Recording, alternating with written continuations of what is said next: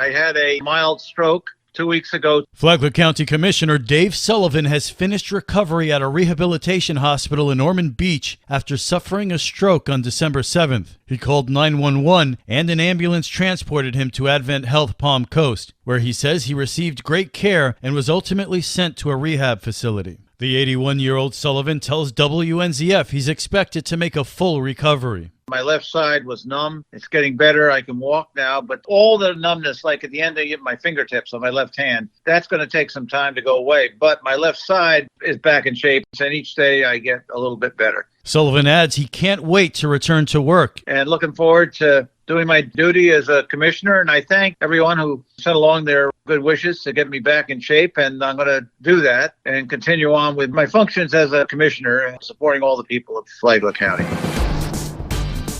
This local news is a service of Flagler County's Toyota dealer, Beaver Toyota, US 1 St. Augustine, here to wow you. Flagler County lays out its state funding request ahead of the 2023 legislative session. Board of Commissioners Chair Greg Hansen says a top priority affects public safety. Provide funding to relocate, construct, and combine a fire station with fire administration to improve the health and safety conditions for fire personnel and increase efficiencies while minimizing response times. The fire administration staff is located at our Emergency Operations Center, and the rest of them are spread out. We need to consolidate our leadership in the fire department, and this will allow us to do that. Another priority is replacing the county's fire flight helicopter and equipment. Our current helicopter is a 1998 American Euro. It does not have the potential or the capabilities that we need to take patients to the hospital and to support the sheriff. We've started a fund. We have $2 million in it. We think we need 8, so we'd like 6. There are 3 other priorities. Expand behavioral health services in Flagler County by constructing an integrated stabilization unit and men's residential treatment facility. Provide funding for emergency repairs for the dune and support acquisition of conservation lands. We have 5 candidates for that. Hansen says the dune repairs are their number 1 priority. For Flagler's Morning News, I'm Rich Petchke.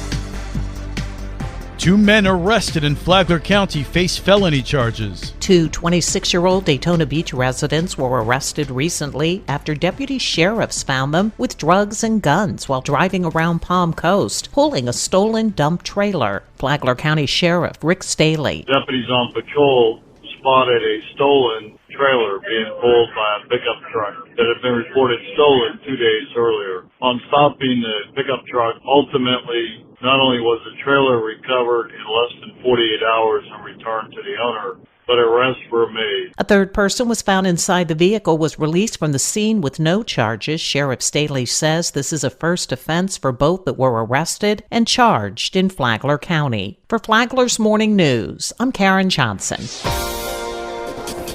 How does feeding Northeast Florida get food to those who need it? That would be through places like Pastor Charlie Solano's Grace Food Pantry. Pastor Solano made a surprise visit to a recent episode of Live, Shop, Work, Play and said that feeding NEFL does the heavy lifting. They do the retail pickups for us down here in Flagler County and then drop them off at our facility. And also they drop off on Wednesday, which is they call the hub, and normally those are vegetables. Solano said his food pantry serves about 4,500 people every month, so he's grateful for all the help from feeding Northeast Florida. Live, Shop, Work, Play is on WNZF Saturday mornings at 9:30. And it's on the Flagler radio app. Tomorrow, somebody has to pay for all that infrastructure. From the WNZF newsroom, I'm Deb Albertson.